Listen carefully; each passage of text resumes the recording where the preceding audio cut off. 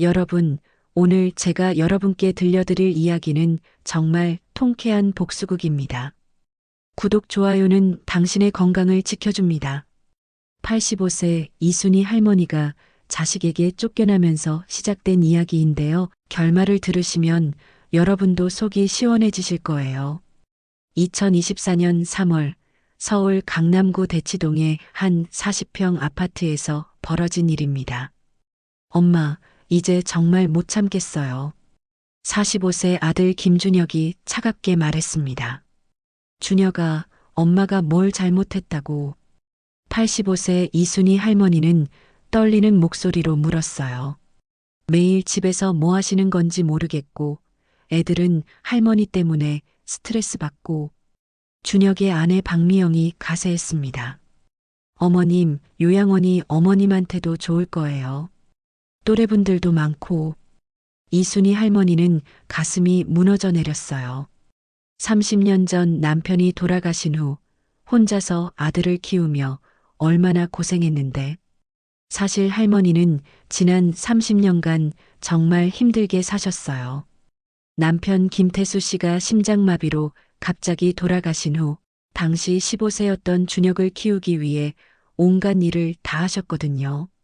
새벽 5시에 일어나서 시장에서 채소 장사를 하시고, 오후에는 식당에서 설거지를 하시고, 저녁에는 남의 집 청소까지 하시면서 준혁의 학비를 마련하셨어요. 준혁아, 공부 열심히 해라. 엄마는 괜찮으니까.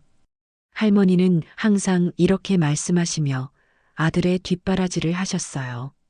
준혁이 대학에 갈 때는 할머니가 은행에서 2천만 원을 대출받아서 등록금을 마련해 주셨고, 유학을 갈 때는 대치동 아파트를 담보로 잡고 5천만 원을 더 빌려주셨어요. 엄마 덕분에 제가 여기까지 올 수 있었어요. 준혁이 미국에서 MBA를 마치고 돌아왔을 때 할머니께 감사 인사를 드렸던 게 벌써 15년 전 일이었어요. 그런데 이제는, 그럼 엄마가 어디로 가야 하니? 여기 서류에 서명만 하시면 돼요. 재산 관리는 제가 할게요. 준혁은 미리 준비해온 재산관리 위임장을 내밀었어요. 할머니가 소유한 대치동 아파트는 시세 15억 원. 준혁의 눈에는 이미 달러 사인이 보였던 거죠.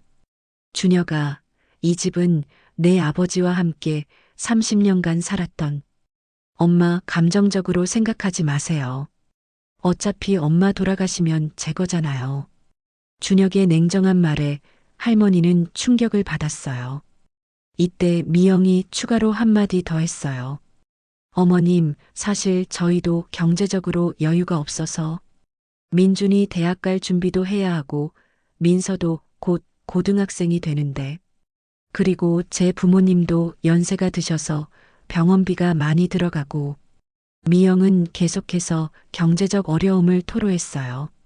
미영이도 그렇게 생각하니? 며느리 박미영은 고개를 돌렸어요. 어머님, 저희도 아이들 교육비가 많이 들어서. 이해해 주세요. 그때 15세 손자 김민준이 할머니께 다가왔어요. 할머니, 정말 가셔야 해요? 민준아. 할머니가 손자의 머리를 쓰다듬으려고 하자 미영이 재빨리 아들을 떼어놓았어요. 민준아, 방으로 들어가. 하지만 엄마. 빨리. 미영의 강한 목소리에 민준이는 어쩔 수 없이 방으로 들어가야 했어요. 13세 손녀 김민서도 마찬가지였어요. 할머니. 민서가 눈물을 글썽이자 준혁이 딸을 나무랐어요. 민서야, 할머니는 더 좋은 곳으로 가시는 거야. 이해해. 하지만 아이들은 이해할 수 없었어요. 지금까지 자신들을 가장 사랑해 주셨던 할머니가 왜 떠나야 하는지. 그날 오후 이순희 할머니는 작은 가방 하나만 들고 30년간 살았던 집을 떠나야 했어요. 가방 안에는 낡은 옷가지 몇 벌과 남편의 유품 몇 개가 전부였어요. 남편의 시계, 결혼 반지, 그리고 몇 장의 오래된 사진들. 엄마, 연락드릴게요. 준혁의 거짓말 같은 인사를 뒤로 하고 할머니는 문을 나섰어요. 뒤돌아보니 손자 김민중과 김민서가 창문에서 할머니를 바라보고 있었어요. 아이들 눈에는 눈물이 고여 있었죠. 할머니. 하지만 미영이 아이들을 창문에서 떨어뜨렸어요. 그만 봐. 할머니는 좋은 곳으로 가시는 거야. 할머니는 마지막으로 30년간 살았던 집을 바라봤어요. 남편과의 추억이, 아들을 키운 기억들이 고스란히 담긴 공간이었는데 택시를 타고 떠나면서 할머니는 눈물을 흘렸어요. 여기서 내려주세요. 할머니가 간 곳은 경기도 양평이었어요. 시내에서 2시간 거리의 외진 곳이었죠. 할머니가 도착한 곳은 낡은 원룸이었어요. 월세 35만 원짜리 10평 남짓한 단칸방이었죠. 부동산 중개업소 사장이 말했어요. 할머니, 여기가 그나마 제일 싼 곳이에요. 보일러도 나오고 화장실도 따로 있어요. 하지만 실제로 들어가 보니 상상 이상으로 열악했어요. 수십 년간 대치동 40평 아파트에서 살았던 할머니에게는 너무나 초라한 공간이었어요. 벽지는 곰팡이로 얼룩져 있었고 화장실 문은 제대로 닫히지도 않았어요. 보일러는 나온다고 했지만 온수가 제대로 안 나왔고 바닥은 삐걱거렸어요. 이제 정말 끝이구나. 할머니는 방바닥에 털썩 주저앉았어요. 85세의 나이에 갈 곳도 기댈 곳도 없어진 거예요. 통장에 남은 돈은 겨우 300만 원. 준혁이 당분간 생활비라며 준 돈이었는데 이것도 마지못해 준 것 같았어요. 3개월치 월세하고 보증금 내면 200만 원은 없어지는군. 할머니는 한숨을 쉬었어요. 첫날 밤 할머니는 잠을 이룰 수 없었어요. 낯선 환경, 차가운 방바닥, 그리고 무엇보다 마음의 상처 때문이었어요. 준혁이 아버지, 내가 아들을 잘못 키웠나 봐. 남편 김태수 씨를 그리워하며 하루하루를 버텼어요. 둘째 날부터는 생활비를 아끼기 위해 하루 한 끼만 드시기 시작했어요. 동네 마트에서 라면 하나를 사는 것도 부담스러웠거든요. 1,000원. 이것도 아껴야지. 할머니는 라면도 물을 많이 넣어서 끓여 드셨어요. 조금이라도 더 배부르게 드시려고 말이죠. 일주일이 지나자 할머니의 몸무게가 줄었어요. 거울에 비친 내 모습이 이렇게 초라할 줄이야. 할머니는 거울을 보며 한숨을 쉬었어요. 2주째 되던 날 할머니는 준혁에게 전화를 걸어봤어요. 준혁아, 엄마야. 아, 엄마. 지금 바빠서. 응, 엄마는 잘 지내고 있어. 너무 걱정하지 마. 네, 그럼 나중에. 뚝. 전화가 끊어졌어요. 할머니는 휴대폰을 보며 눈물을 흘렸어요. 내가 이렇게 버림받을 줄이야. 3주째 되던 날에는 더욱 절망적인 일이 벌어졌어요.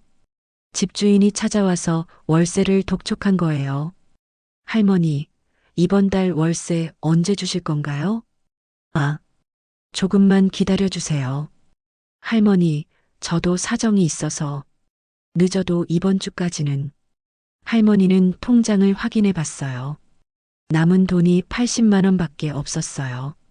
월세 35만 원을 내면 45만 원이 남는데 그것도 한 달 생활비로는 턱없이 부족했어요. 어떻게 해야 하지? 그날 밤 할머니는 처음으로 극단적인 생각을 하게 되었어요. 살아서 뭐해?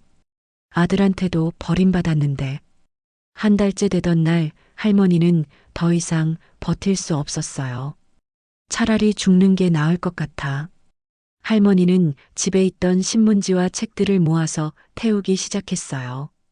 불길이 번지기 시작했을 때 갑자기 바닥에 떨어진 종이 한 장이 눈에 들어왔어요. 이게 뭐지? 불빛에 비친 그 종이는 삼성전자 주식 매수 확인서? 할머니는 깜짝 놀랐어요. 남편 김태수 씨가 1994년에 사둔 삼성전자 주식 증서였거든요. 1994년 3월 15일 삼성전자 주식 10만 주 매수. 매수가 주당 8,000원. 할머니는 떨리는 손으로 계산해 봤어요.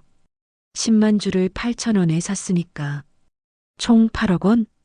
그런데 문제는 현재 삼성전자 주가가 얼마인지 몰랐다는 거예요. 여보, 이 주식이 지금 얼마나 될까? 할머니는 남편 사진을 바라보며 중얼거렸어요. 다음 날 아침 할머니는 동네 증권사에 직접 찾아갔어요. 증권사는 양평 시내에 있는 작은 지점이었는데 직원은 김 과장 한 명뿐이었어요. 어르신, 무슨 일로 오셨나요? 이 주식이 지금 얼마나 되는지 알고 싶어서요.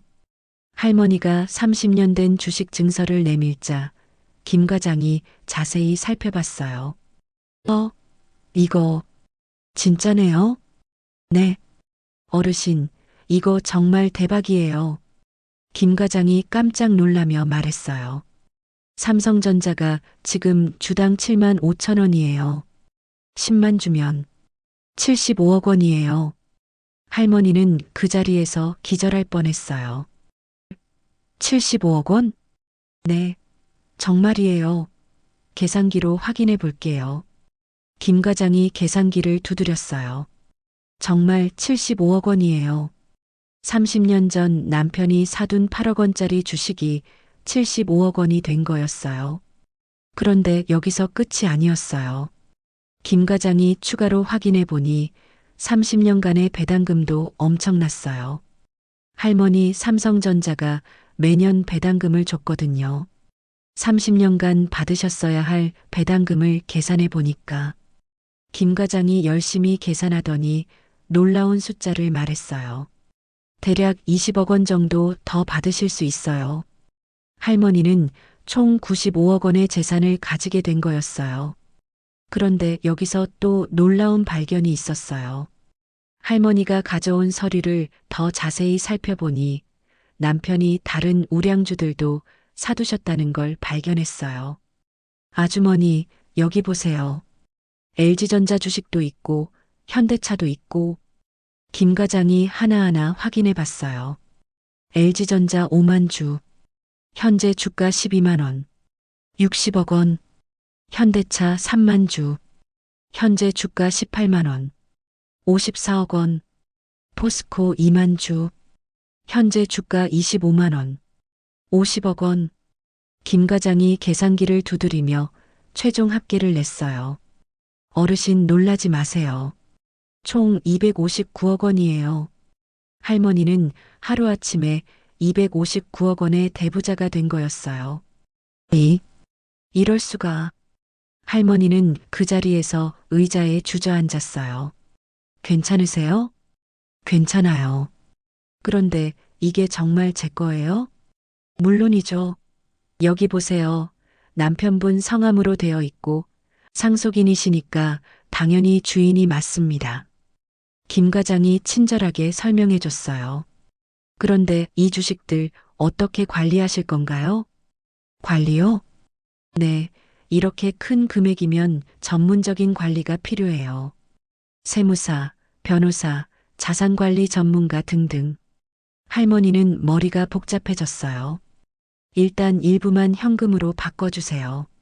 30억 원 정도만. 30억 원이면 주식으로는 얼마 안 되네요. 바로 처리해 드릴게요. 며칠 후 할머니는 30억 원을 현금으로 확보한 상태에서 전문가들을 만나기 시작했어요. 먼저 변호사 사무소를 찾아가서 상속과 세금 문제를 상담받았어요. 할머니, 이 정도 규모면 상속세도 상당할 텐데요. 상속세요? 네, 지금 현재 보유 주식만 259억 원이면 상속세만 100억 원 넘게 나올 수 있어요. 변호사의 말에 할머니는 놀랐어요. 그럼 미리 준비를 해야겠네요. 네, 그런데 할머니, 가족 관계는 어떻게 되시나요? 할머니는 준혁에게 쫓겨난 이야기를 간략하게 말씀드렸어요. 그렇다면 상속자에 대해서도 신중하게 생각해 보셔야 할 것 같네요.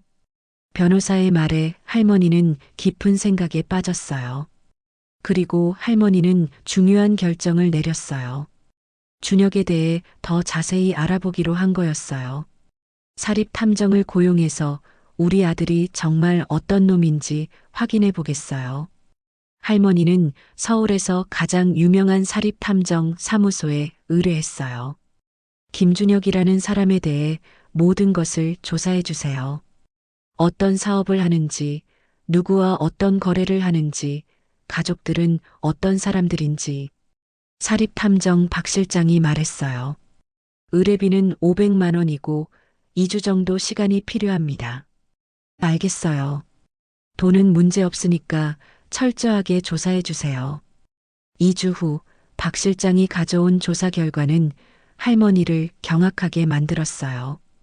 준혁이 운영하는 스타트업 미래기술은 한국의 차세대 반도체 설계 기술을 개발하고 있었는데 이걸 중국 회사 텐센트에 120억 원에 팔기로 1차 계약을 맺은 상태였어요. 이 자식이 나라까지 팔아먹으려고 하는구나. 더 가관인 건 계약서에 적힌 세부 내용이었어요. 기술 이전 후 준혁은 텐센트의 한국 지사장으로 임명되고 연봉 10억 원을 받기로 되어 있었어요. 그리고 3년 후에는 중국 본사로 이전해서 더 높은 직책을 맡기로 약속되어 있었죠. 완전히 중국으로 넘어갈 계획이었구나. 하지만 더욱 충격적인 건 며느리 박미영의 가족들이었어요. 미영의 오빠 박민수는 드림부동산이라는 투자회사를 운영하면서 준혁의 기술 매각, 대금 120억 원 중 50억 원을 받아서 중국 상하이 부동산에 투자할 계획을 세워놓고 있었어요. 탐정이 입수한 박민수의 카카오톡 대화 내용을 보니 우리 매제 덕분에 대박 날 거야. 중국 부동산 투자하면 1년 안에 2배는 벌 수 있어. 벌써 상하이 강변 아파트 단지 3개 찜해뒀어. 총 100억 원 규모야. 매제가 중국 가면 우리도 따라가서 사업 확장할 거야. 미영의 부모인 박철수, 김영숙 부부도 이미 준혁의 성공을 확신하고 있었어요. 강남 펜트하우스 계약금 5억 원을 넣어놓은 것은 물론이고 제주도 펜션까지 알아보고 있었어요. 곧 사위가 100억 원 넘게 벌 텐데 미리 좋은 곳들 예약해두자. 제주도 펜션도 하나 사서 임대업을 해볼까? 심지어 미영의 여동생 박미성까지도 남편 이창호와 함께 준혁 회사 주식을 사려고 2억 원을 준비해 놓고 있었어요. 언니 남편이 대박 나면 우리도 따라서 부자 되는 거야. 주식 사서 1년만 기다리면 10억 원은 벌 수 있을 거야. 할머니는 이들의 추악한 탐욕에 치가 떨렸어요. 하지만 가장 충격적인 건 준혁이 할머니를 쫓아낸 진짜 이유였어요. 탐정이 알아본 바에 따르면 준혁은 처음부터 할머니의 대치동 아파트를 팔아서 중국 기술 매각 후 도피 자금으로 쓸 계획이었던 거예요. 준혁의 휴대폰에서 발견된 메모를 보니 엄마 집 15억 기술 매각 120억 총 135억, 중국 이주 비용 5억, 상하이 집 구입 20억, 나머지 110억으로 중국 투자. 기술 팔고 나면 국정원에서 조사 들어올 텐데 그 전에 가족들과 함께 중국으로 이민 가자. 준혁은 아예 한국을 버릴 생각이었던 거죠. 더 가관인 건 준혁이 이미 중국에서 아파트까지 계약해 놓은 상태였다는 거예요. 상하이 푸동 지구의 고급 아파트를 20억 원에 계약하고 계약금 2억 원까지 넣어 놓았어요. 완전히 배신자구나. 할머니는 분노를 넘어서 차가운 이성을 되찾았어요. 할머니는 이 모든 진실을 알게 된 후 며칠간 깊이 생각했어요. 단순히 화내는 것으로는 안 돼. 이놈들을 제대로 혼내줘야 해. 할머니는 복수 계획을 치밀하게 세우기 시작했어요. 먼저 할머니는 최고의 전문가들을 고용했어요. 변호사, 회계사, 투자 전문가, 그리고 전직 국정원 출신의 정보 분석가까지. 할머니, 이 정도 규모의 작전이면 최소 20억 원은 들어갈 것 같은데요. 괜찮아요. 돈은 충분하니까 제대로 해주세요. 할머니의 복수 계획은 다음과 같았어요. 1단계 박민수의 드림 부동산 무너뜨리기. 2단계 박철수 부부의 투자 망가뜨리기. 3단계 박미선 부부 속이기. 4단계 준혁의 사업 완전히 망가뜨리기. 5단계 모든 진실 공개하기. 할머니는 먼저 삼성전자 주식 50억 원어치를 매도해서 현금을 확보했어요. 그리고 희망투자라는 대형 투자회사를 설립했어요. 자본금 30억 원에 제대로 된 회사였죠. 이제 전쟁을 시작하자. 할머니의 첫 번째 타겟은 박민수의 드림 부동산이었어요. 탐정을 통해 알아본 바에 따르면 박민수가 투자하려던 중국 상하이 부동산은 여러 문제가 있었어요. 먼저 중국 정부의 정식 허가를 받지 않은 불법 분양이었어요. 중국에서는 외국인의 부동산 투자에 대해 엄격한 규제를 하고 있는데 이 업체는 그런 규제를 무시하고 있었던 거죠. 둘째, 건설 자금이 부족해서 실제 건설이 불가능한 상태였어요. 분양만 받고 건설은 하지 않는 전형적인 사기였던 거죠. 할머니는 이 정보를 제시도쇼 계속 편집 중국 공안부와 한국금융감독원에 동시에 제보했어요. 한국인들이 중국 불법 부동산에 대규모 투자를 준비하고 있습니다. 할머니는 박민수의 투자 계획서, 중국 업체와의 계약서, 그리고 자금 이동 계획까지 모든 증거를 제출했어요. 일주일 후 중국 공안부가 해당 부동산 개발업체를 대대적으로 단속했고 한국금융감독원도 박민수의 회사를 긴급 조사하기 시작했어요. 대표님, 큰일 났어요. 박민수의 직원이 급하게 달려와서 말했어요. 금감원에서 나왔어요. 회사 장부 다 가져가고. 뭐라고? 박민수는 당황했어요. 더 큰 문제는 중국 업체가 사기 혐의로 검거되면서 박민수도 공범으로 몰린 거였어요. 박민수 대표님, 출국 금지 명령이 내려졌습니다. 검찰에서 온 수사관이 말했어요. 그리고 내일 오전 10시에 검찰청으로 출두하세요. 박민수는 완전히 패닉 상태가 되었어요. 누가 신고한 거야? 이 계획을 아는 사람은 가족들 뿐인데. 하지만 박민수는 꿈에도 할머니를 의심하지 않았어요. 할머니가 이런 정보를 알 수 있을 리가 없다고 생각했거든요. 그런데 할머니의 공격은 여기서 끝이 아니었어요. 할머니는 박민수가 지금까지 운영해온 다른 투자 상품들도 면밀히 조사했어요. 그 결과 박민수가 고객들에게 판매한 고수익 보장 상품들이 대부분 사기에 가깝다는 걸 발견했어요. 연 수익률 30% 보장이라고 광고했지만 실제로는 새로 들어오는 고객의 돈으로 기존 고객들에게 수익을 주는 폰지 사기 구조였던 거죠. 할머니는 이 정보도 금융감독원에 제보했어요. 박민수의 드림 부동산이 폰지 사기를 하고 있습니다. 금감원이 추가 조사에 나서면서 박민수의 회사는 완전히 무너졌어요. 고객들이 일제히 투자금 반환을 요구했지만 이미 돈은 다 써버린 후였어요. 대표님, 고객들이 사무실 앞에 몰려와서 난리예요. 돈 돌려내라. 사기꾼.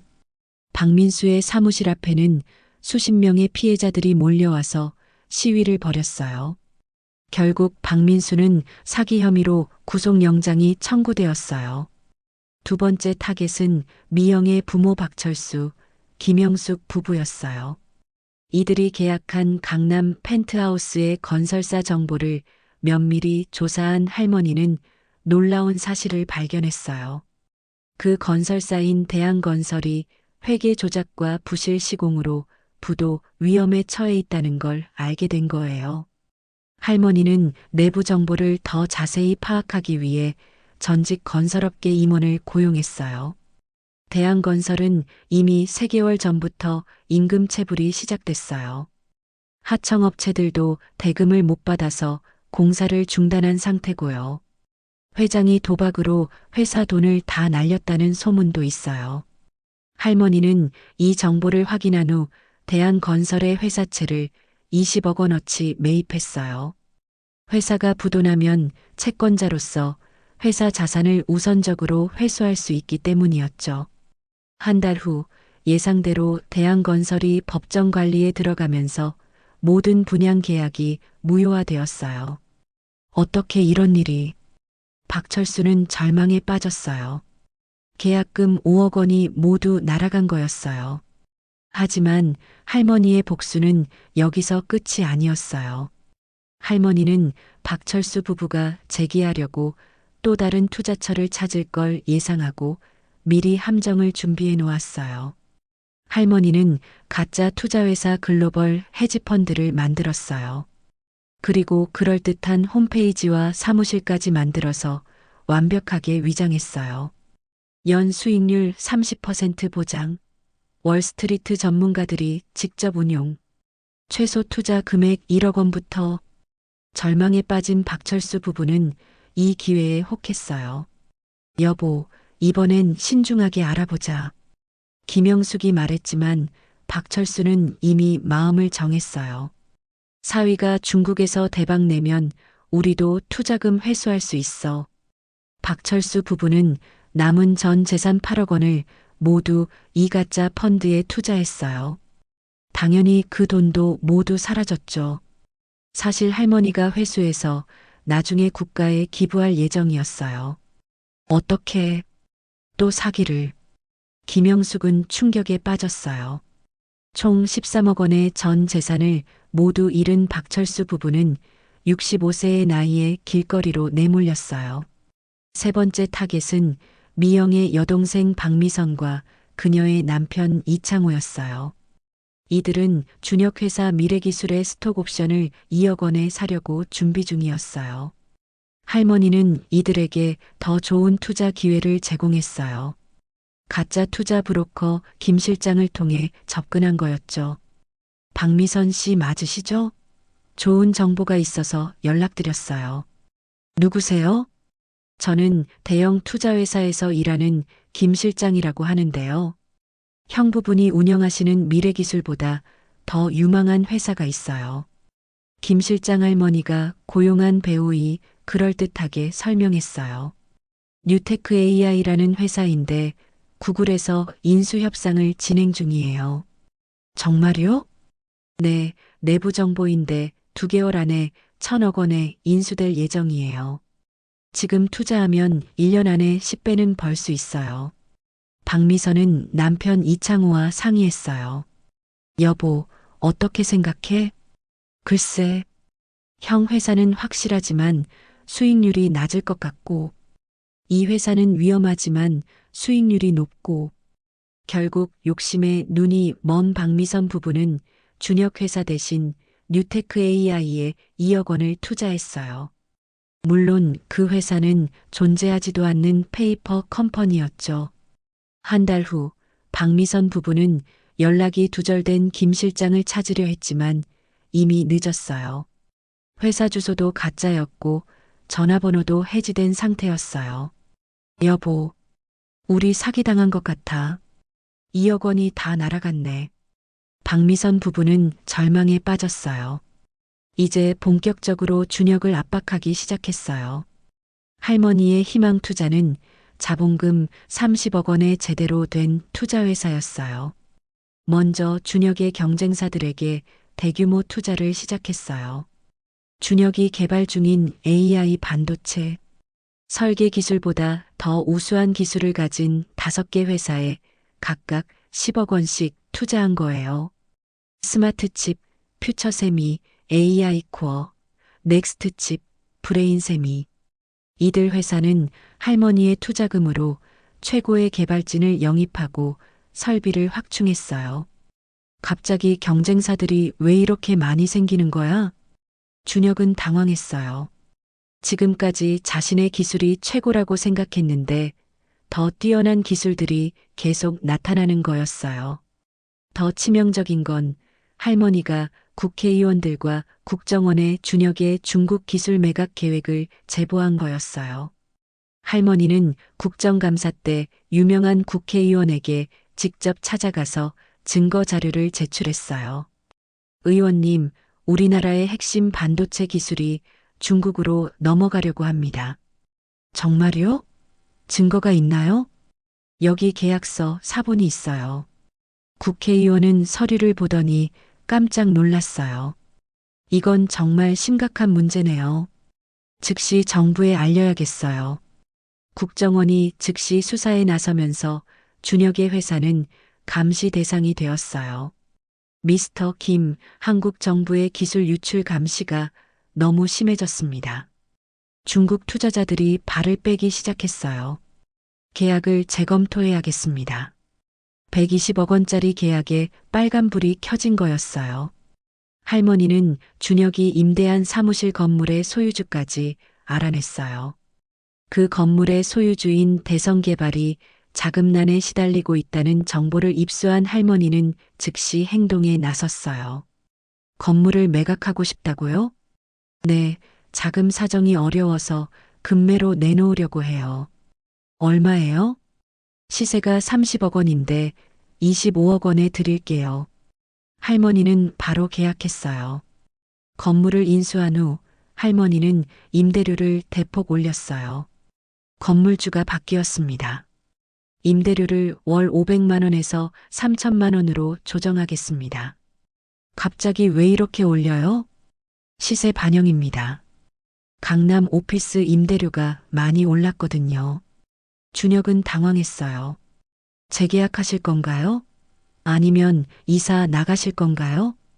준혁은 어쩔 수 없이 다른 곳을 알아봐야 했어요.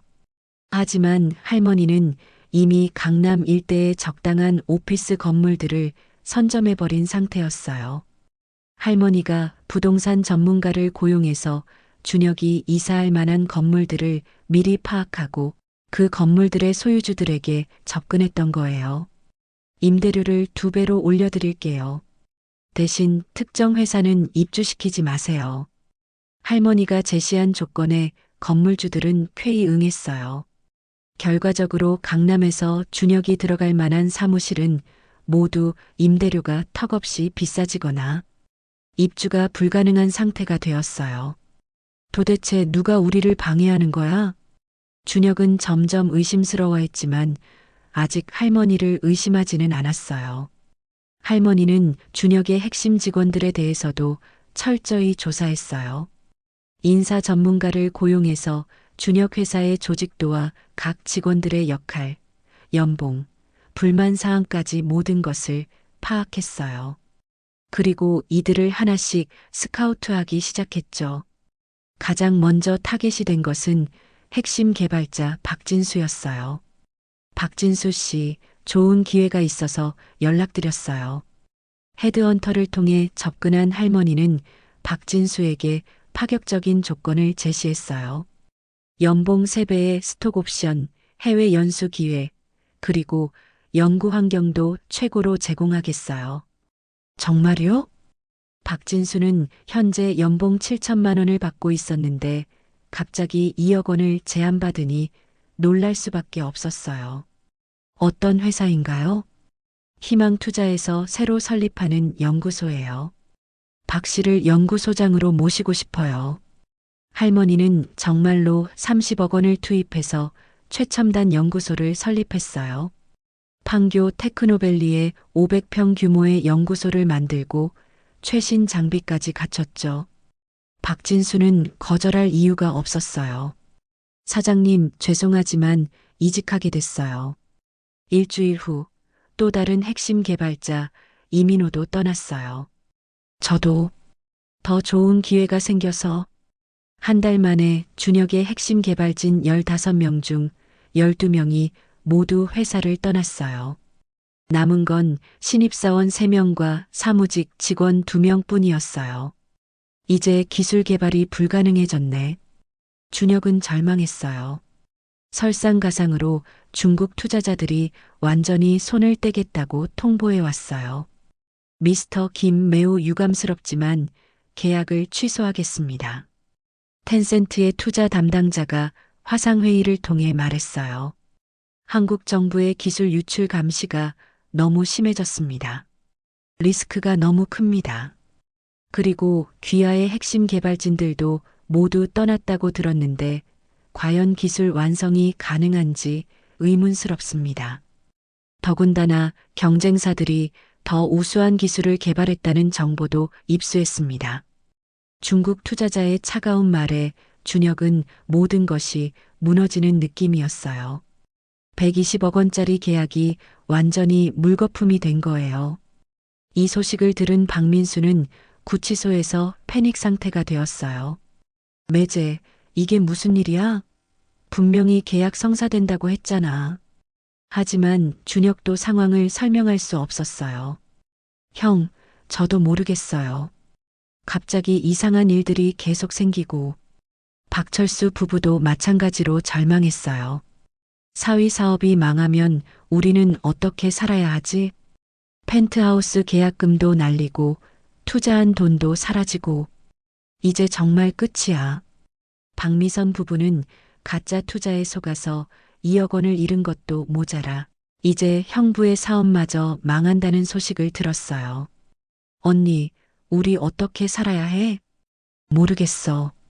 정말 모르겠어. 미영의 가족들 모두가 연쇄적으로 무너지기 시작했어요. 이제 준혁의 회사는 완전히 운영 불가능한 상태가 되었어요.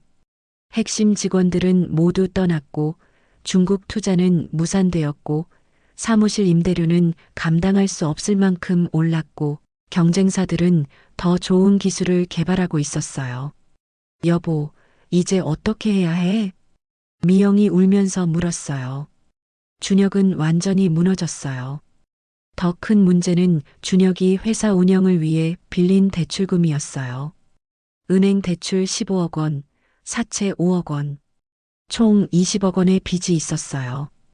대출금 상환이 안 되면 담보로 잡힌 집을 경매에 넘기겠습니다. 은행에서 최종 통보가 왔어요. 준혁이 살고 있던 강남 아파트 시세 12억 원마저 위험해진 거예요. 사장님, 사채업자들도 독촉하고 있어요.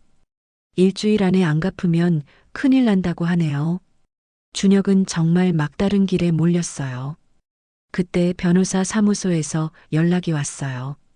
희망투자에서 제안을 하고 싶다고 합니다. 뭐라고 하는데요? 회사 전체를 30억에 인수하되 기술은 국가에 무상 기부하라고 합니다. 그리고 직접 만나서 이야기하고 싶다고 하네요. 준혁은 마지막 희망을 걸고 만남에 응했어요. 약속 장소는 서울 시내 최고급 호텔 신라호텔 VIP룸이었어요. 준혁은 마지막 희망을 걸고 정장을 차려입고 갔어요. 과연 어떤 사람일까? 이렇게 큰 투자회사를 운영하는 분이면 호텔 로비에서 안내를 받아 VIP룸으로 향했어요. 문을 열고 들어서는 순간 준혁의 발걸음이 완전히 멈췄어요. 어머니, 거기 앉아 있는 사람은 자신이 한 달 전에 쫓아낸 어머니 이순희 할머니였어요. 할머니는 고급 정장을 말끔하게 차려입고 있었고 옆에는 변호사 3명과 비서 2명이 대기하고 있었어요. 테이블 위에는 두꺼운 서류들이 가지런히 정리되어 있었어요. 앉아라. 할머니의 목소리는 얼음처럼 차가웠어요. 어머니, 이게 무슨, 어떻게, 준혁은 상황을 이해할 수 없었어요. 한 달 전까지만 해도 양평의 월세방에서 라면으로 연명하던 할머니가 어떻게 갑자기 입 닥치고 앉아. 할머니의 기세에 눌린 준혁은 어쩔 수 없이 앉았어요. 너 지금까지 뭘 한 거니? 할머니가 두꺼운 서류 뭉치를 책상 위에 던졌어요. 중국에 기술 팔려고 한 것, 내 마누라 가족들이 투자한 것, 그리고 나를 쫓아내고 내 집을 팔려던 계획까지. 다 여기 있다. 준혁의 얼굴이 새하얘졌어요. 서류에는 준혁의 모든 비밀이 적혀 있었어요. 중국과의 계약서, 상하이 아파트 구매 계약서, 할머니 집 매각 계획서까지. 어머니, 이걸 어떻게 알았냐고? 너희가 너무 허술하게 굴었어. 할머니는 냉소를 지었어요. 사립탐정 고용해서 2주만 조사하니까 다 나오더라. 너희들 욕심에 눈이 멀어서 나라도 팔려고 했지? 할머니는 서류를 하나씩 넘기며 차근차근 준혁의 죄상을 읽어내렸어요. 중국 텐센트와 120억 원 기술 매각 계약서. 여기 너 서명 있다. 텐센트 한국 지사장 임명 계약서. 연봉 10억 원에 3년 후 중국 본사 이전. 상하이 푸동 아파트 구매 계약서. 20억 원에 계약하고 계약금 2억 원 입금. 한국 국적 포기 신청서 초안. 중국 영주권 신청 준비 서류. 싱가포르 이민 계획서. 기술 팔고 나서 도망갈 준비까지 다 했네. 준혁은 더 이상 부인할 수 없었어요. 모든 게 완벽하게 드러난 상태였거든요. 그리고 내 아파트 매매 계획서. 나 쫓아내고 집 팔아서 도피 자금 만들려고 했지? 할머니가 또 다른 서류를 꺼냈어요. 엄마 집 15억 기술 매각 120억 총 135억. 중국 이주 비용 5억, 상하이 집 구입 20억, 나머지 110억으로 중국 투자. 내 휴대폰 메모장에 적혀 있던 내용이야. 준혁은 그제서야 모든 것이 들통났다는 걸 깨달았어요. 너희 마누라 가족들이 어떻게 됐는지도 알아? 할머니가 계속해서 폭탄 발언을 했어요. 내 마누라 오빠 박민수, 중국 불법 부동산 투자 사기로 회사 망하고 지금 구치소에 있어. 내 장인 장모는 펜트하우스 사기에 속아서 5억 날리고 가짜 투자 펀드에 또 8억 잃어서 총 13억 날렸어. 내 처제 박미선은 존재하지도 않는 AI 회사에 2억 투자해서 쫄딱 망했고, 그리고 내 회사 핵심 직원 12명은 내가 다 스카우트해서 내 연구소로 데려왔어. 준혁은 그제서야 모든 게 어머니의 복수였다는 걸 깨달았어요. 어머니가 이 모든 걸, 그래, 내가 다 했어. 할머니는 차가운 미소를 지었어요.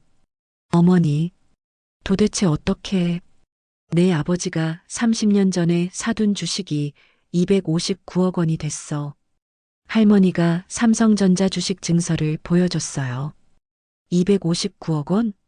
준혁은 믿을 수 없었어요. 어머니가 이렇게 큰 부자였다니. 너희가 나를 쫓아낼 때 난 죽으려 했다. 그러다 우연히 아버지가 남기신 주식을 발견했어. 그런데 너희가 어떤 놈들인지 확인하고 싶어서 사립탐정을 고용했지. 할머니의 목소리는 더욱 차가워졌어요. 결과는 너무나 완벽했어. 내 아들이 나라를 팔아먹는 배신자라는 걸 확인했거든. 어머니, 내가 85세 어머니를 길바닥에 내쫓을 때 이런 날이 올 줄 몰랐지? 할머니는 계속해서 준혁을 압박했어요. 너는 120억 원 받고 중국으로 도망갈 계획이었고 내 마누라 가족들은 그 돈으로 투기하려고 했어. 그리고 나는 요양원에서 외롭게 죽기를 바랐겠지? 할머니가 마지막 서류를 꺼냈어요. 이제 내가 선택할 시간이야. 서류 2장을 내밀었어요. 첫 번째 선택, 기술을 국가에 무상 기부하고 30억의 회사를 매각해라. 두 번째 선택, 거부하면 너희 가족 모두 완전히 망하는 걸 지켜보든지. 준혁은 떨리는 목소리로 물었어요. 어머니, 정말 이렇게 하실 거예요? 나한테 선택권을 주기나 했니? 할머니의 목소리에는 차가운 분노가 담겨 있었어요. 85세 어머니를 요양원에 처박고 재산까지 뺏으려고 했잖아. 그리고 나라까지 팔아먹으려고 했고, 이제 그 대가를 치를 시간이야. 준혁은 완전히 굴복할 수밖에 없었어요.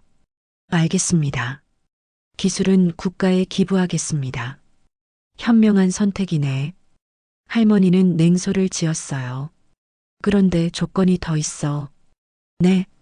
앞으로 10년간 너가 번 돈의 50%는 국가에 기부해야 해. 그리고 해외 도피는 꿈도 꾸지 마. 내가 계속 감시할 거야. 출입국사무소에도 이미 통보했어. 너희 가족 모두 출국 금지 명단에 올랐어. 준혁은 고개를 끄덕일 수밖에 없었어요. 그런데 저희 가족들은 어떻게 되는 건가요? 그건 너희 문제야. 내가 왜 신경 써? 할머니의 차가운 대답에 준혁은 절망했어요. 며칠 후 박민수의 드림 부동산은 완전히 파산 선고를 받았어요. 중국 불법 부동산 투자 사기건으로 검찰에서 구속영장이 청구되었고 회사 자산은 모두 동결되었어요. 박민수 당신은 사기죄와 외환거래법 위반 혐의로 구속영장이 청구되었습니다. 검사가 차갑게 말했어요. 박민수는 완전히 무너졌어요. 저는 정말 몰랐어요. 하지만 이미 늦었어요. 증거는 너무나 명확했거든요. 박민수의 아내와 두 아이들은 하루아침에 길거리로 내몰렸어요. 강남의 30평 아파트는 경매로 넘어갔고 박민수의 처자식은 경기도 외곽의 월세 원룸으로 쫓겨났어요. 엄마 아빠는 언제 나와? 7살 딸 박지영이의 질문에 박민수의 아내는 눈물만 흘렸어요. 지영아, 아빠는 잘못해서 한동안 집에 못 와. 왜 잘못한 거야? 나쁜 사람들에게 속아서. 박민수의 아내는 진실을 말할 수 없었어요. 남편이 욕심에 눈이 멀어서 사기를 쳤다는 걸 어떻게 7살 아이에게 설명할 수 있겠어요. 10살 아들 박지훈이도 상황을 이해하지 못했어요. 엄마, 우리 왜 이런 작은 집으로 이사 왔어? 잠깐만이야. 곧 다시 좋은 집으로 이사 갈 거야. 하지만 현실은 녹록지 않았어요. 박민수의 아내는 편의점에서 야간 아르바이트를 하며 겨우 생계를 유지하고 있었어요. 미영의 부모 박철수, 김영숙 부부의 몰락은 더욱 참혹했어요. 13억 원의 전 재산을 모두 잃은 그들은 65세의 나이에 길거리로 내몰렸어요. 여보, 이제 어떻게 살아야 해? 김영숙이 절망에 빠져 울었어요. 사위가 대박 날 거라고 했는데 어떻게 이런 일이. 박철수도 멘탈이 완전히 붕괴된 상태였어요. 더 큰 문제는 그들이 투자할 때 다른 사람들의 돈까지 끌어다 썼다는 거였어요. 박 사장, 우리 돈은 언제 갚을 거야? 제발 조금만 기다려주세요. 기다리긴 뭘 기다려. 당신들 때문에 우리도 망했어. 친구들과 친척들까지 돈을 빌려서 투자했다가 모든 걸 날린 거예요. 형님, 2억 원 빌려간 거 언제 갚을 거야? 처제, 우리 전세금까지 빌려줬는데. 박철수 부부에게는 원망의 전화가 하루에 수십 통씩 걸려왔어요. 결국 박철수 부부는 경기도 변두리의 반지하 월세방으로 이사해야 했어요. 여보, 이게 우리 신세야. 김영숙이 곰팡이 냄새 나는 반지하 방을 보며 한숨을 쉬었어요. 미영이한테는 연락도 못하겠어. 우리 때문에 사위까지 망했는데. 박철수는 딸에게 연락할 용기도 없었어요. 65세의 나이에 두 사람은 폐지 줍는 일을 시작해야 했어요. 여보, 무릎이 너무 아파. 조금만 참아. 우리가 할 수 있는 일이 이것뿐이야. 한때 강남에서 잘 나가던 부부가 이런 신세가 될 줄 누가 알았겠어요. 미영의 여동생 박미선과 남편 이창호의 상황도 마찬가지였어요. 2억 원을 가짜 AI 투자회사에 날린 그들은 집까지 담보로 잡힌 상태였어요. 여보, 은행에서 집을 경매에 넘기겠다고 해. 어떻게 이런 일이. 분명히 구글이 인수한다고 했는데. 이창호는 허탈해했어요. 더 치명적인 건 이창호가 직장에서 잘리게 된 거였어요. 회사 동료들이 이창호의 투자 실패담을 알게 되면서 판단력이 없다는 평가를 받게 된 거죠. 이 과장, 개인사가 회사 업무에 영향을 미치는 것 같은데 투자 판단도 잘못하는 사람이 회사 업무를 제대로 할 수 있을까요? 상사들의 차가운 평가에 이창호는 정리해고 대상이 되었어요. 이 과장, 이번 구조조정에서 제외되기 어려울 것 같습니다. 뭐라고요? 개인적으로는 안타깝지만 회사 방침이라서. 이창호는 15년간 다니던 회사에서 쫓겨났어요. 박미선 부부도 결국 전셋집에서 쫓겨나서 고시원으로 이사해야 했어요. 여보, 고시원에서 어떻게 살아? 일단 참자. 다시 일어날 수 있을 거야. 하지만 현실은 그렇게 만만하지 않았어요. 준혁은 30억 원을 받았지만 각종 세금과 변호사비, 그리고 사업 정리 비용을 제하니 실제로 손에 남은 돈은 15억 원 정도였어요. 하지만 은행 대출 15억 원과 사채 5억 원을 갚아야 했기 때문에 5억 원이 부족했어요. 집을 팔아야겠어. 준혁이 살던 강남 아파트 시세 12억 원을 팔아서 대출금을 갚고 나니 손에 남은 건 2억 원뿐이었어요. 그리고 할머니와의 약속에 따라 앞으로 10년간 소득의 50%를 기부해야 하는 상황. 여보, 이제 어디서 살아야 해? 미영이 울면서 물었어요. 일단 전세부터 알아봐야겠어. 가족 4명이 살 수 있는 곳을 찾아봤지만 강남에서는 꿈도 꿀 수 없었어요. 결국 경기도 분당의 작은 빌라로 이사해야 했어요. 아빠, 왜 이사해야 해? 15세 아들 민준이의 질문에 준혁은 대답할 수 없었어요. 그냥 아빠가 사업에 실패해서. 할머니는 어디 계세요? 할머니한테 도움 요청해봐요. 민준이의 순진한 말에 준혁과 미영은 더욱 괴로워했어요. 할머니를 쫓아낸 것이 얼마나 큰 실수였는지 이제야 깨닫게 된 거였어요. 더 큰 문제는 준혁 가족이 사회적으로 완전히 매장당했다는 거였어요. 할머니의 복수 과정에서 준혁 가족의 추악한 실체가 언론에 알려졌거든요.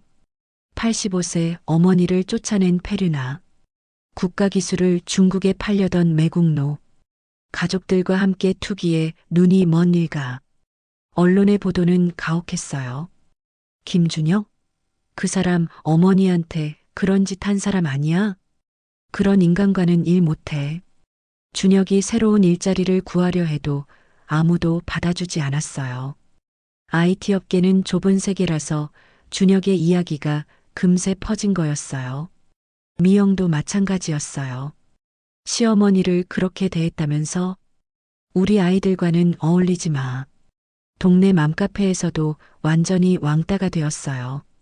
아이들까지 학교에서 놀림당하기 시작했어요. 야, 민준아. 너희 아빠 할머니 쫓아낸 거 진짜야?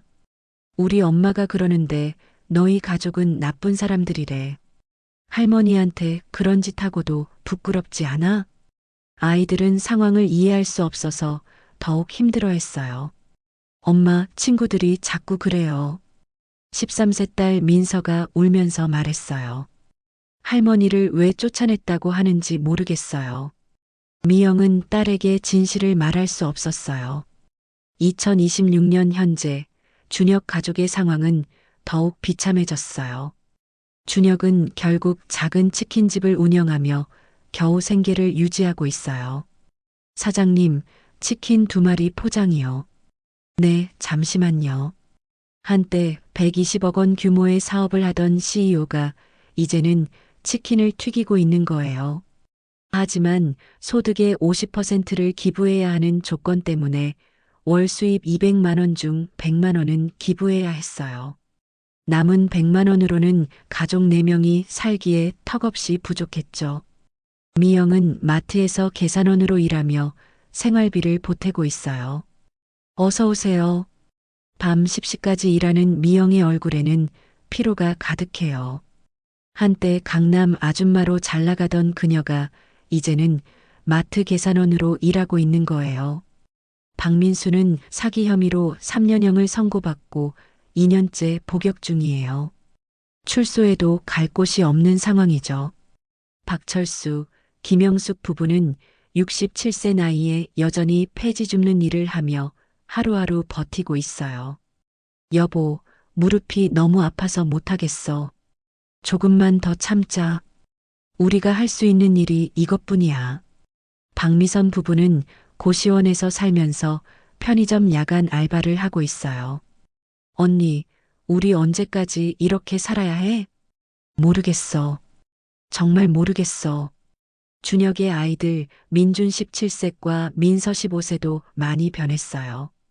처음에는 상황을 이해하지 못했지만 시간이 지나면서 진실을 알게 되었거든요. 아빠, 할머니한테 정말 그랬어? 민준이 조심스럽게 물었어요. 민준아, 아빠가 정말 잘못했어. 준혁은 더 이상 숨길 수 없었어요. 할머니가 그렇게 대단한 분이었는데 우리가 너무 나빴구나. 민서도 할머니에 대한 기억을 떠올렸어요. 항상 자신들을 챙겨주시던 따뜻한 할머니, 맛있는 음식을 해주시던 할머니, 용돈도 주시던 할머니. 아빠, 할머니께 사과하러 가자. 안 돼. 할머니는 우리를 만나주지 않으실 거야. 그래도 시도는 해봐야 하잖아. 아이들의 말에 준혁은 고민에 빠졌어요. 민주는 아르바이트를 시작했어요. 아빠, 저는 대학 포기할게요. 민준아, 그러면 안 돼. 아니에요. 집안 형편도 어렵고, 저는 일찍 사회에 나가서 돈 벌어서 할머니께 사과드릴 거예요. 민준의 말에 준혁은 눈물을 흘렸어요. 민서도 마찬가지였어요. 엄마, 저는 나중에 할머니 같은 사람이 되고 싶어요. 민서야. 부모님은 할머니께 너무 나쁜 짓을 했어요. 그래서 이렇게 살게 된 거예요. 아이들의 말에 준혁과 미영은 할 말이 없었어요. 반면 할머니는 이제 서울 강남의 최고급 실버타운에서 편안하게 생활하고 계세요. 할머니, 오늘 방문객이 오셨어요. 간병인이 말씀드렸어요. 누구요? 국회의원님이 인사드리러 오셨어요. 할머니가 국가에 기부한 반도체 기술과 200억 원 덕분에 정부로부터 최고 훈장을 받으시고 국가 유공자로 예우받고 계세요. 할머니는 우리나라의 자랑입니다. 대통령이 직접 할머니를 만나서 감사 인사를 드렸어요. 만약 그 기술이 중국으로 넘어갔다면 정부 관계자들은 생각만 해도 끔찍하다고 말해요. 할머니가 기부한 반도체 설계 기술은 한국의 반도체 기술 경쟁력을 크게 높였고 삼성전자와 SK하이닉스가 차세대 반도체 개발에 활용하고 있어요. 할머니 덕분에 우리나라가 반도체 강국 지위를 유지할 수 있게 됐어요. 산업통상자원부 장관의 말이에요. 할머니는 이제 최고급 실버타운에서 다른 어르신들의 존경을 받으며 편안하게 생활하고 계세요. 순이 할머니는 정말 대단하시다. 자식 교육을 그렇게 해야 하는군. 다른 할머니들도 할머니를 본받고 싶어 해요. 할머니의 이야기는 사회적으로 큰 교훈을 남겼어요. 자식 교육의 중요성, 부모를 공경하는 것의 소중함, 국가를 사랑하는 마음, 탐욕의 무서운 결과. 전국의 부모들이 할머니의 이야기를 교육 자료로 활용하고 있어요. 우리 아이들이 나중에 이런 짓 하면 안 되겠어. 부모 공경을 제대로 가르쳐야겠어. 돈보다 중요한 가치를 알려줘야겠어. 교육부에서는 할머니의 이야기를 바탕으로 효도와 애국심 교육 프로그램을 만들었어요. 많은 다큐멘터리와 책이 출간되었고 할머니의 이야기는 교과서에도 실렸어요. 순이 할머니의 교육이라는 제목으로 말이죠. 진정한 교육은 때로는 냉혹해야 한다.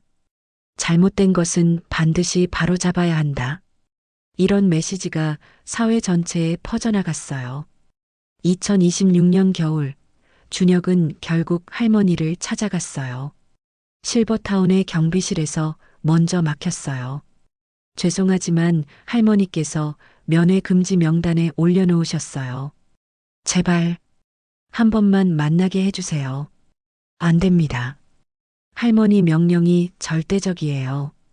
준혁은 3시간 동안 실버타운 앞에서 기다렸어요.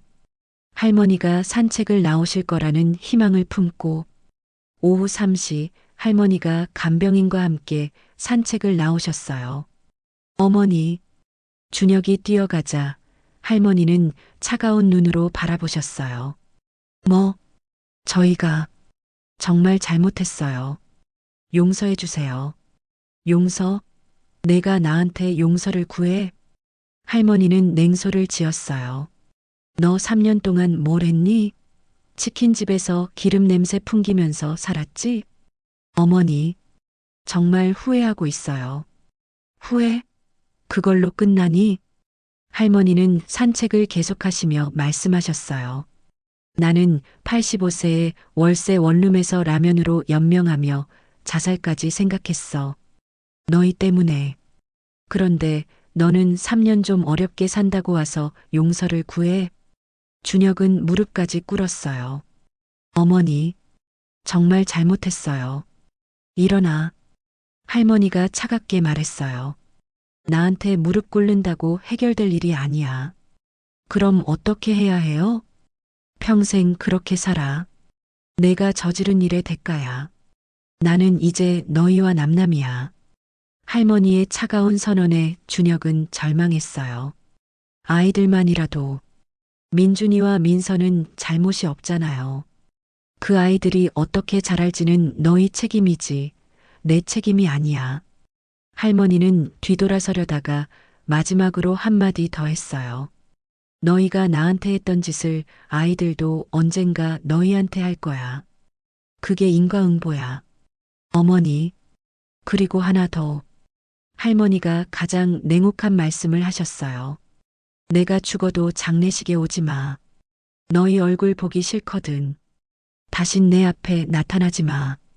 할머니는 그렇게 말하고 간병인과 함께 실버타운으로 들어가 버렸어요. 준혁은 그 자리에서 한참을 울었어요. 지나가던 사람들이 수군거렸어요. 저 사람 할머니 쫓아낸 그 사람 아냐? 맞는 것 같은데. TV에서 봤어. 할머니가 안 만나주시는 게 당연하지. 준혁은 사람들의 시선을 견딜 수 없어서 도망치듯 그 자리를 떠났어요. 2029년 현재 할머니는 90세가 되셨어요. 여전히 정정하시고 국가로부터 존경받으며 편안하게 지내고 계세요. 반면 준혁 가족과 미영 가족들의 상황은 더욱 비참해졌어요. 준혁 50세는 여전히 치킨집을 운영하고 있지만 경쟁이 심해져서 수입이 더욱 줄었어요. 월 수입 150만 원 중 75만 원은 기부해야 하니까 실제 생활비는 75만 원 뿐이에요. 미영 47세는 마트 계산원에서 편의점 야간 알바로 직장을 바꿨어요. 조금이라도 더 벌기 위해서였죠. 박민수 50세는 3년형을 마치고 출소했지만 갈 곳이 없어서 노숙자 생활을 하고 있어요. 형부, 도와주세요. 박민수가 준혁에게 도움을 요청했지만 준혁 자신도 어려운 상황이라 도울 수 없었어요. 박철수 70세, 김영숙 68세 부부는 건강이 급속히 악화되었어요. 5년간 폐지를 주우며 무리한 결과 두 분 모두 관절염과 허리 디스크로 거의 움직이지 못하는 상태가 되었어요. 여보, 이제 정말 못하겠어. 병원에 가고 싶지만 돈이 없어. 의료급여 대상자가 되어서 치료는 받을 수 있지만 생활비는 여전히 부족해요. 5년간 고시원 생활로 인해 정신적으로도 많이 힘들어진 상태예요. 언니, 우리 언제까지 이렇게 살아야 해? 박미선이 미영에게 전화로 울면서 말했어요.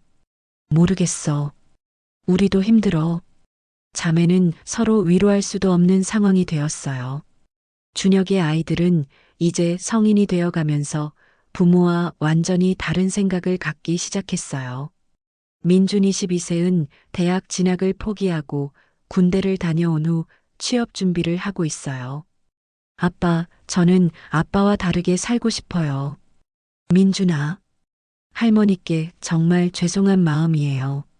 나중에 제가 성공하면 할머니께 사과드릴 거예요.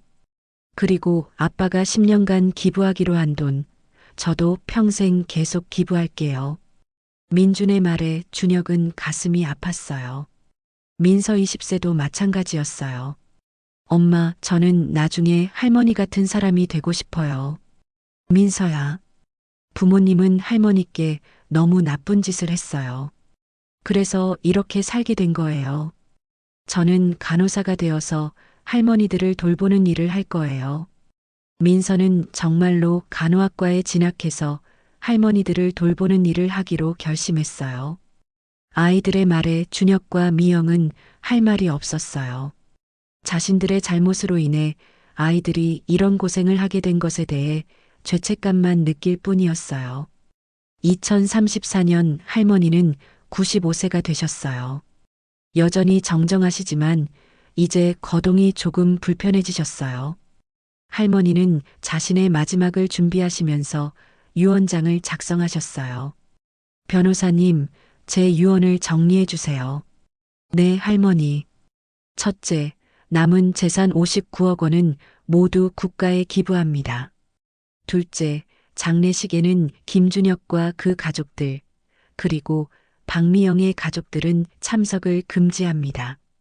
셋째, 묘비에는 진정한 교육은 사랑이 아니라 원칙이다라고 새겨주세요.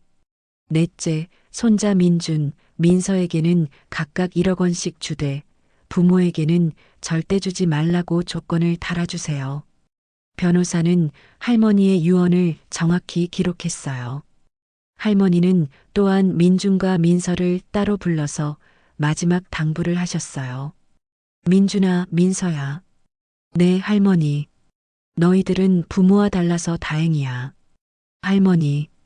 너희들이 올바르게 자라줘서 할머니가 정말 기뻐. 대신 조건이 있어. 너희 부모는 영원히 용서하지 않을 거야. 하지만 너희들까지 원망하지는 않아. 할머니는 두 손자에게 각각 1억 원씩 주셨어요. 이건 너희들이 앞으로 살아갈 미천이야. 잘 써라. 할머니. 감사해요. 그런데 이 돈을 부모에게 주면 안 된다. 알았지?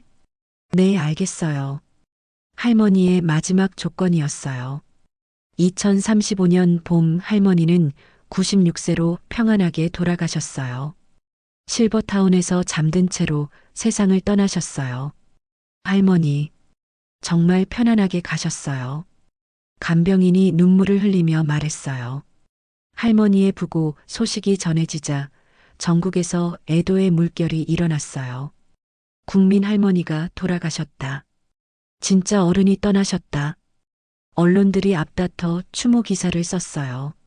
장례식은 국가장으로 치러졌어요.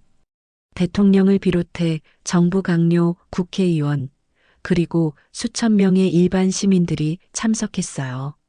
하지만 준혁과 미영, 그리고 미영의 가족들은 참석할 수 없었어요.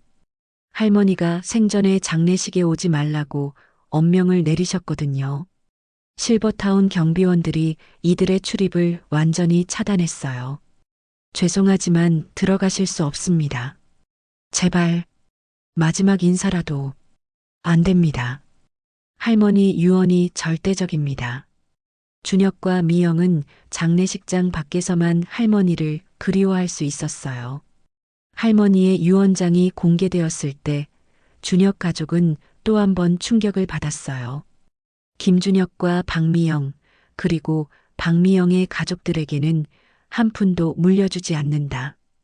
다만 손자 민준과 민서에게는 각각 1억 원씩 주되 이 돈을 부모에게 주는 것은 금지한다.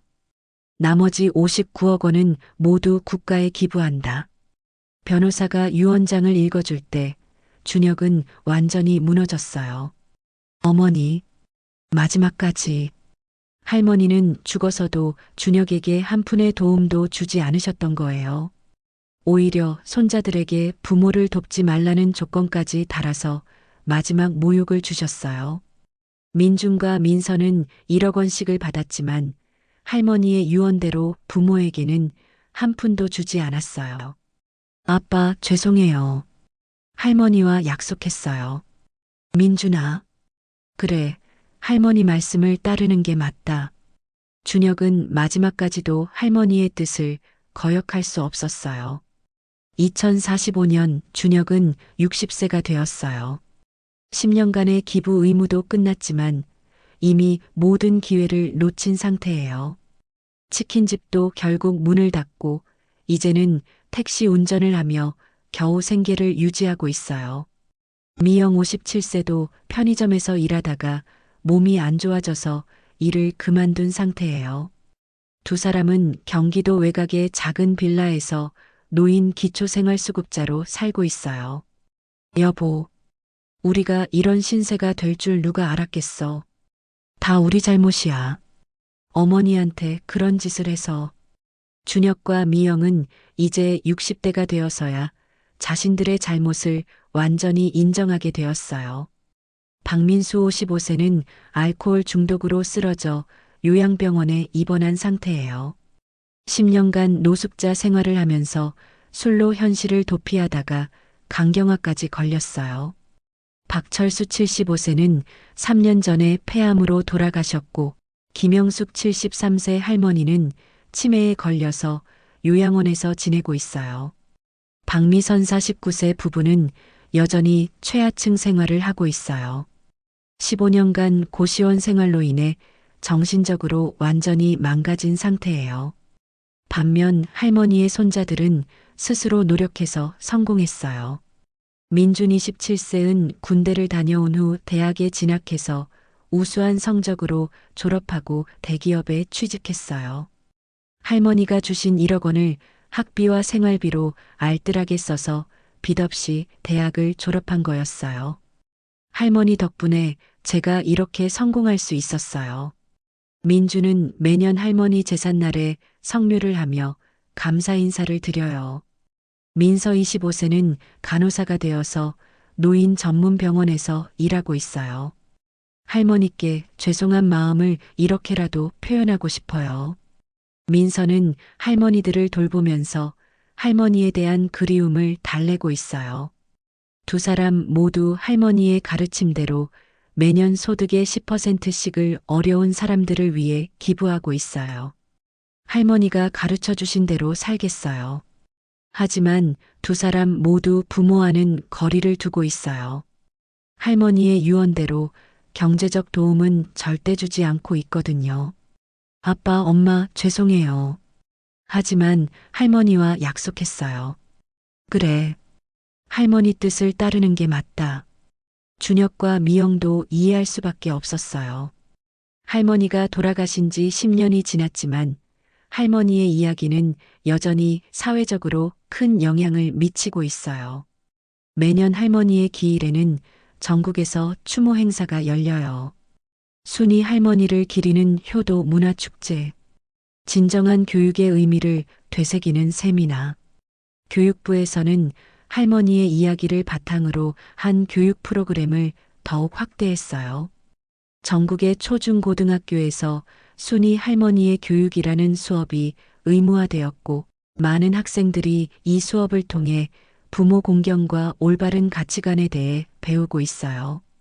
할머니 같은 분이 계셔서 우리나라가 더 좋아졌어요. 저도 나중에 할머니처럼 나라를 사랑하는 사람이 될 거예요. 아이들의 순수한 반응에서 할머니의 교육이 얼마나 큰 영향을 미치고 있는지 알 수 있어요. 2050년 준혁은 65세가 되었어요. 이제 거의 모든 것을 잃고 혼자 살고 있어요. 미영은 2년 전에 당뇨 합병증으로 돌아가셨고 준혁은 경기도 외곽의 작은 원룸에서 기초생활수급자로 살고 있어요. 어머니, 정말 죄송해요. 준혁은 매일 할머니 사진 앞에서 사과하고 있어요. 하지만 이미 모든 게 늦었어요. 준혁의 건강도 좋지 않아요. 오랜 스트레스와 가난한 생활로 인해 고혈압, 당뇨, 심장병까지 앓고 있거든요. 제가 정말 바보였어요. 준혁은 하루하루를 후회하며 살고 있어요. 박민수는 5년 전에 간경화로 세상을 떠났고 김영숙 할머니도 작년에 치매로 돌아가셨어요. 박미선 부부는 여전히 힘든 생활을 하고 있지만 이제는 체념한 상태예요. 우리가 욕심을 부린 대가야. 2055년 할머니가 돌아가신 지 20년이 지났어요. 준혁도 70세가 되어 건강이 더욱 악화된 상태지만 여전히 혼자서 어렵게 살고 있어요. 반면 민준과 민서는 각자의 분야에서 성공한 어른으로 성장했어요. 민준 32세는 대기업의 임원이 되었고 민서 30세는 노인 전문 병원의 수간호사가 되었어요. 두 사람 모두 할머니의 가르침대로 매년 소득의 10%를 기부하고 있고 봉사활동도 꾸준히 하고 있어요. 할머니가 저희에게 가장 큰 선물을 주신 것 같아요. 돈보다 중요한 가치를 알게 해주셨어요. 민준과 민서는 각자 가정을 꾸리고 아이들을 낳아서 할머니의 가르침을 다음 세대에게도 전하고 있어요. 할증조 할머니는 정말 대단하신 분이셨단다. 너희들도 할증조 할머니처럼 올바른 사람이 되렴. 할머니의 묘소에는 유언대로 진정한 교육은 사랑이 아니라 원칙이다라고 새겨져 있어요. 그리고 그 아래에는 많은 사람들이 바친 꽃들이 항상 놓여 있어요. 할머니의 이야기는 이제 한국 사회의 대표적인 교훈으로 자리 잡았어요. 순이 할머니 정신, 원칙 있는 교육, 진정한 효도. 이런 말들이 일상적으로 쓰이고 있고 많은 부모들이 할머니를 본받아 자녀 교육을 하고 있어요. 할머니가 보여준 냉혹하지만 올바른 교육 방식이 결국 사회 전체를 더 건강하게 만든 거예요. 85세에 작은 가방 하나 들고 쫓겨났던 할머니가 결국 가장 완벽하고 통쾌한 승리를 거둔 것입니다. 그리고 그 승리는 단순한 복수가 아니라 잘못된 자식을 올바르게 교육하는 마지막 가르침이었어요. 준혁과 미영, 그리고 미영의 가족들은 평생 자신들의 잘못을 후회하며 살아가게 되었고, 이것이 할머니가 원했던 진정한 교육의 결과였습니다. 끝까지 시청해 주셔서 감사합니다. 구독과 좋아요는 작품이 큰 도움이 됩니다. 모두 행복하세요.